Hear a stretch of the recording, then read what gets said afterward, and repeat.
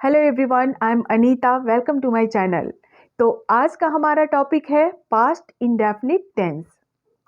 इससे पहले टेंस के 5 वीडियोस में हमने बहुत कुछ कवर किया है। मीन्स हमने टेंस इंट्रोडक्शन, प्रेजेंट टेंस को पूरे डिटेल में समझा है। इसके जो 4 सब टाइप्स होते हैं उसे डिटेल में समझा है। टेंस की जो मोस्ट इम्पॉर्टेंट चीज़ें हैं जैसे सेंटेंस स्ट्रक्चर और कितने टाइप के सेंटेंसेस फॉर्म किए जाते हैं, तो ये चीज़ें हमने सीख ली है। और आगे जो टेंसेस हम करने वाले हैं बहुत ही इजी होने वाला है, बिकॉज मोस्ट इम्पॉर्टेंट थिंग हमने कवर कर ली है। सो उसी रूल के अकॉर्डिंग ही ये सारे टेंसेस भी किए जाते हैं। बस थोड़ी बहुत चेंजेज आती है। जैसे अब हम पास्ट टेंस करने जा रहे हैं तो पास्ट टेंस के अकॉर्डिंग ही हेल्पिंग वर्ब यूज़ करेंगे। बाकी सेंटेंस स्ट्रक्चर और 4 टाइप्स के सेंटेंस फॉर्मेशन सब सेम रहेगा। तो पास्ट टेंस, यहाँ हम पास्ट में हुए इवेंट्स की बात करते हैं। जो एक्शन पास्ट में कंप्लीट हो गई है उसकी बात करते हैं। यानी जैसे कोई काम पास्ट में शुरू हुआ और पास्ट में ही ख़त्म हो गया, प्रेजेंट से कोई कनेक्शन नहीं है। जैसे 2 साल पहले आपने अपनी ग्रेजुएशन कंप्लीट की। कल मैं बाजार गई। सुबह मैंने कॉफ़ी पी। कल रात मैं काफ़ी देर से सोई। तो जब भी हम पास्ट की कंप्लीटेड एक्शन की बात करते हैं तो पास्ट इंडेफिनिट टेंस यूज़ करते हैं। और इस टेंस में वर्ब की सेकंड फॉर्म यूज़ होती है। और इसका सेकंड यूज़ है when we talk about habitual action in the past. यानी कि पास्ट में सब्जेक्ट की कुछ हैबिट्स थी, अब नहीं है, पास्ट में थी। जैसे हमने प्रेजेंट टेंस किया था तो वहाँ भी हमने सब्जेक्ट की हैबिट्स की बात की थी, लेकिन वहाँ उसकी हैबिट्स प्रेजेंट में थी, बट यहाँ पे पास्ट में थी, अभी नहीं है। जैसे एक दो एग्जाम्पल के साथ समझते हैं। वह हमेशा लड़ती थी। वह गाली देता था। वह हमेशा किताब पढ़ती थी। तो ये सब्जेक्ट की आदतें थी पास्ट में। तो ऐसे हैबिचुअल एक्शन को दिखाने के लिए कुछ वर्ड्स यूज किए जाते हैं, जैसे ऑलवेज, ऑफन, यूजुअली।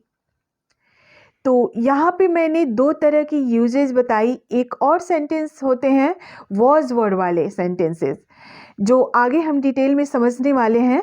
चलिए इसकी पहचान देखते हैं। इसकी पहचान होती है किसी सेंटेंस के अंत में आ, ई, ए हो। जैसे वह स्कूल गया, आ की साउंड आ रही है। उसने कॉफ़ी पी, ई की साउंड आ रही है। इसी तरह किसी सेंटेंस के एंड में था, थे, थी आए। जैसे मैं कल बीमार थी, तो ये वॉज वर्ड वाले सेंटेंस है। ये भी पास्ट इंडेफिनिट टेंस का सेंटेंस हुआ। या फिर किसी सेंटेंस की एंडिंग ता था, ती थी, ते थे से हो रही है, तो ये भी पास्ट इंडेफिनिट टेंस है। तो जैसा कि मैंने अभी बताया कि जब हम पास्ट के हैबिचुअल परफॉर्मेंस की बात करते हैं तो ये पास्ट इंडेफिनिट टेंस हुआ। तो ये 3 तरह के पास्ट इंडेफिनिट टेंस की पहचान हुए। मैं पहचान हिंदी में इसलिए बता रही हूँ बिकॉज़ काफ़ी लोग कंफ्यूज हो जाते हैं सेंटेंस को आइडेंटिफाई करने में कि वर्ब की सेकंड फॉर्म वाली सेंटेंस पास्ट इंडेफिनिट टेंस है तो वॉज वर्ड वाले सेंटेंस किस टेंस का सेंटेंस हुआ। सो हिंदी में जो इसकी पहचान है इससे काफ़ी हेल्प मिलती है। अदरवाइज अकॉर्डिंग टू इंग्लिश सिर्फ सिचुएशन देखते हैं। अगर पास्ट इवेंट की बात हो रही है और पास्ट फॉर्म यूज़ किए जा रहे हैं, दैट मीन्स कि वो पास्ट इंडेफिनिट टेंस है। सो टेंस को आइडेंटिफाई करना बहुत इंपॉर्टेंट है, तभी तो आप टेंस के अकॉर्डिंग हेल्पिंग वर्ब्स और वर्ब के फॉर्म्स यूज़ करोगे। सो कुछ नहीं है, टेंस इंपॉर्टेंट है बट डिफ़िकल्ट नहीं है। एक एक करके हर टेंस की प्रैक्टिस करें और धीरे धीरे ये बहुत ईजी हो जाएगा। We start past indefinite tense. तो सबसे पहले हम वॉज वर्ड वाले सेंटेंस देखते हैं। इसका स्ट्रक्चर है subject plus was word plus object.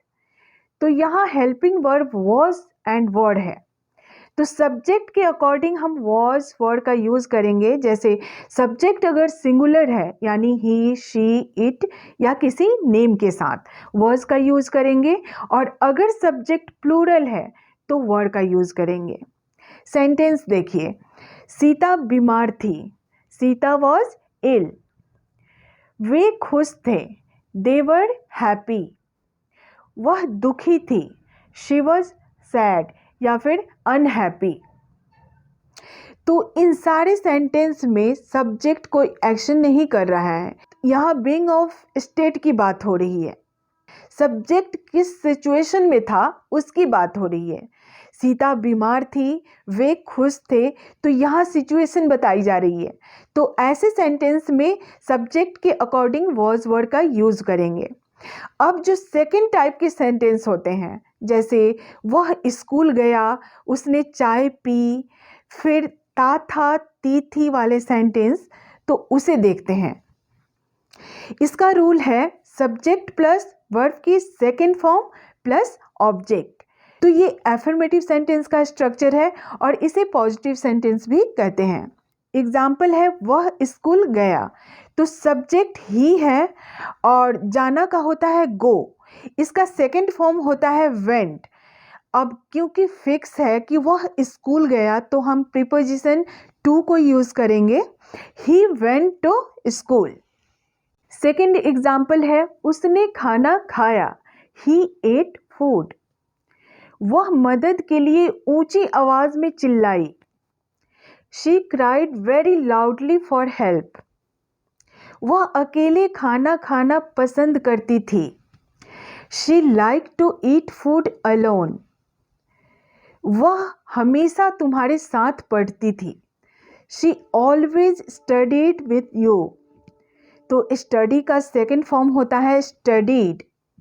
तो ये सब एफर्मेटिव सेंटेंस है। ऐसे सेंटेंस में सिर्फ ये याद रखना है कि वर्ब की सेकंड फॉर्म यूज करते हैं। सब्जेक्ट कोई भी हो, सिंगुलर हो या प्लूरल, वर्ब की सेकंड फॉर्म ही यूज होगा। चलिए अब देखते हैं नेगेटिव सेंटेंस। स्ट्रक्चर है subject plus did not plus verb की फर्स्ट फॉर्म प्लस ऑब्जेक्ट। तो पहले सब्जेक्ट, फिर डिड नॉट, देन वर्ब की फर्स्ट फॉर्म, उसके बाद ऑब्जेक्ट। तो यहाँ पे ये ध्यान दीजिएगा कि नेगेटिव सेंटेंस में वर्ब की फर्स्ट फॉर्म यूज होगी, एफर्मेटिव सेंटेंस में वर्ब की सेकंड फॉर्म यूज होती है। लेकिन जब हम नेगेटिव सेंटेंस पे आते हैं, हेल्पिंग वर्ब डिड, उसके बाद नॉट का यूज करेंगे और वर्ब की फर्स्ट फॉर्म हो जाएगी। तो बस ये याद रखना है कि वर्ब की सेकंड फॉर्म सिर्फ एफर्मेटिव सेंटेंस में यूज़ किया जाता है। जैसे ही नेगेटिव सेंटेंस करते हैं और डिड नॉट को यूज़ करते हैं, वर्ब की फर्स्ट फॉर्म आ जाती है। जैसे उसने अपना काम नहीं किया, he did not do his work. उसने खाना नहीं खाया, he did not eat food. Next example है वह अकेले खाना पसंद नहीं करती थी, She did not like to eat food alone, या फिर She didn't like to eat food alone. Next example है वह आपसे बात करना पसंद नहीं करती थी, She did not like to talk to you, या फिर She didn't like to talk to you. तो इन सारे सेंटेंस में डिड नॉट के साथ वर्ब की फर्स्ट फॉर्म यूज किया गया है। अब कुछ इंटेरोगेटिव सेंटेंस देखते हैं। इंटेरोगेटिव सेंटेंस में क्वेश्चंस पूछे जाते हैं और इसका आंसर यस और नो में होता है। स्ट्रक्चर है did plus subject plus verb की first form plus object then question mark. तो इंटेरोगेटिव सेंटेंस में डिड सब्जेक्ट से पहले यूज होगा, बाकी रेस्ट ऑफ द सेंटेंस वही रहेगा। सिर्फ डिड को उठा के सब्जेक्ट के पहले रख देंगे। और जब हम इंटेरोगेटिव नेगेटिव सेंटेंस करते हैं तो स्ट्रक्चर यही रहेगा, सिर्फ सब्जेक्ट के बाद नॉट को यूज करेंगे। चलिए कुछ एग्जाम्पल देखते हैं। क्या उसने अपना काम किया? यहाँ हमें उसके बारे में इंफॉर्मेशन लेना है, उसने अपना काम किया कि नहीं। तो ऐसे जगहों पे इंटेरोगेटिव क्वेश्चंस पूछे जाते हैं। क्या उसने अपना काम किया? Did he do his work? क्या उसने खाना खाया? Did he eat food? क्या वह अकेले रहना पसंद करती थी? Did she like to live alone? क्या वह आपसे बात करना पसंद करती थी? Did she like to talk to you? अब इन चारों सेंटेंस को इंटेरोगेटिव नेगेटिव बनाते हैं, जैसे क्या उसने अपना काम नहीं किया, did he not do his work, या फिर ऐसे भी बोल सकते हैं didn't he do his work, क्या उसने खाना नहीं खाया, did he not eat food, या फिर डिडंट ही ईट फूड, क्या वह आपसे बात करना पसंद नहीं करती थी, did she not like to talk to you.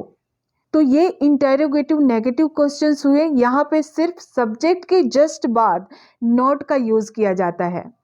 अब इंटेरोगेटिव सेंटेंस के अंतर्गत ही WH फैमिली के क्वेश्चंस भी आते हैं, जहां हमें प्रॉपर एक्सप्लेनेशन देनी होती है।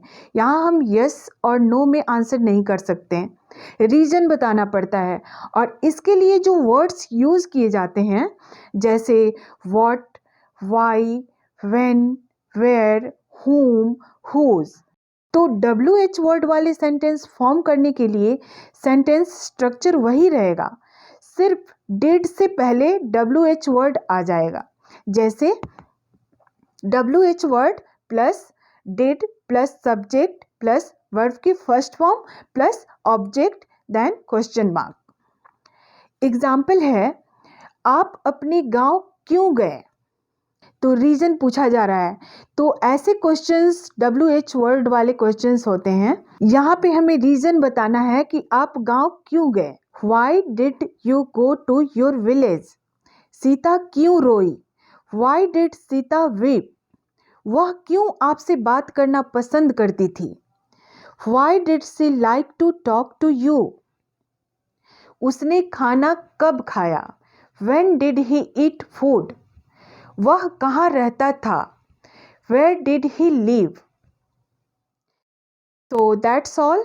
This is all about past indefinite tense. I hope ये कॉन्सेप्ट क्लियर हो जाएगा। कोशिश करें हर टेंस की 2 या 3 सेंटेंस लें और उसे 4 टाइप्स के जो सेंटेंस फॉर्म किए जाते हैं वैसे कन्वर्ट करने की कोशिश करें। जैसे पहले उसका एफर्मेटिव सेंटेंस बनाइए, फिर नेगेटिव सेंटेंस, फिर इंटेरोगेटिव नेगेटिव सेंटेंस। और जब आप कांस्टेंट प्रैक्टिस करोगे तो धीरे धीरे बहुत ही ईजी हो जाएगा और स्पोकन इंग्लिश में भी बहुत हेल्प करता है। तो कोशिश कीजिए हर टेंस की 2 से 3 बार प्रैक्टिस करें। मैं मिलूंगी नेक्स्ट वीडियो में। Till then keep learning.